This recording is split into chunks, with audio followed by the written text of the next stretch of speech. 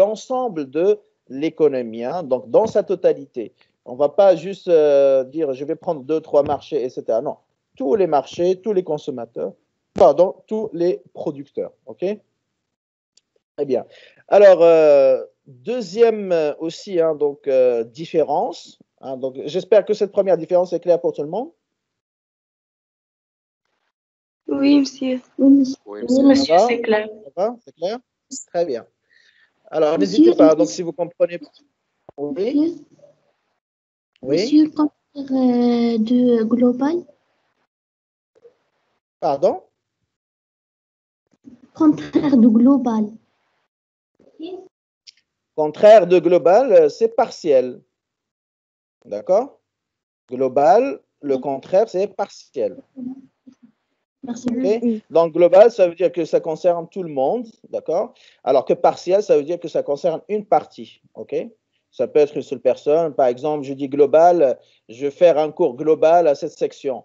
Ça veut dire quoi? Ça veut dire que je vais faire le cours pour tous les étudiants de cette section, sans exception. Par contre, partiel, ça veut dire que je vais prendre juste une partie. Donc, ça peut être la moitié, ça peut être un tiers, etc. D'accord? Donc, contraire de global, c'est partiel. C'est bon? Oui, monsieur, c'est bon. Oui.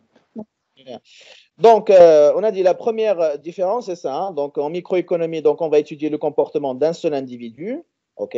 Un seul consommateur, un seul producteur, un seul marché.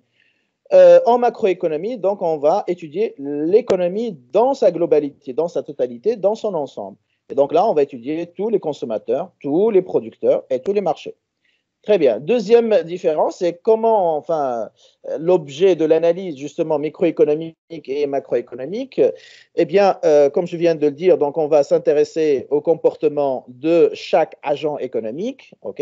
Donc, on va étudier comment il va, par exemple, le consommateur, il va répartir son budget individuel, d'accord, entre les différentes dépenses, les différentes consommations. Le producteur, donc je vais prendre un seul producteur et je vais étudier ses choix, comment il va répartir ses moyens de production entre la production des différents biens et services sur le marché. Okay. Je prends un seul marché, je vais étudier le fonctionnement du marché. Comment va être déterminé le prix sur ce marché? Par exemple, le marché des voitures. Okay. Donc, c'est une analyse microéconomique. Comment fonctionne le marché des voitures? Comment se détermine, comment est fixé le prix sur ce marché? Pourquoi il augmente? Quand est-ce qu'il augmente? Quand est-ce qu'il baisse? Etc. Comment réagit la demande, hein, c'est-à-dire les clients, les consommateurs, lorsque le prix augmente? Comment réagissent les producteurs quand le prix baisse ou augmente? Pareil, et ainsi de suite. D'accord? Donc là, on fait de la microéconomie. On explique les choix individuels, que ce soit des consommateurs, des producteurs, ou on explique le fonctionnement d'un seul marché. Très bien. Alors, en macroéconomie, qu'est-ce qu'on utilise? Qu'est-ce qu'on étudie? Eh bien, on va étudier les relations entre les différentes variables. Pourquoi? Parce que quand j'ai envie justement d'étudier l'économie dans son ensemble, eh bien, je vais prendre tous les consommateurs, tous les agents économiques, d'accord? Alors, pour justement, hein, donc, parce qu'on ne peut pas étudier, par exemple, imaginons tu as une économie où tu as 30 millions de consommateurs. Est-ce qu'on peut étudier le comportement de chacun de ces consommateurs en même temps? C'est impossible. Donc, je dois, comment dirais-je, je dois synthétiser hein, donc l'information sur tous ces consommateurs ou toutes ces entreprises ou tous ces producteurs ou tous ces marchés. Et pour cela, donc, on utilise ce qu'on appelle des variables. Ces variables, on les appelle des agrégats.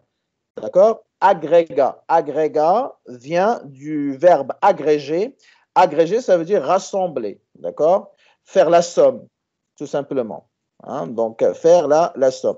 Et effectivement, hein, donc, quand je veux étudier le comportement de tous les consommateurs, par exemple, quelle est la relation entre la consommation et le revenu?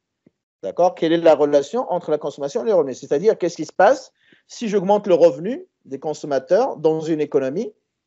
Est-ce qu'ils vont augmenter leur consommation? Et si le revenu baisse, est-ce que pardon, ils vont baisser leur consommation? Et de combien? C'est ça qui nous intéresse parce qu'on sait que Monsieur, dans la majorité des cas,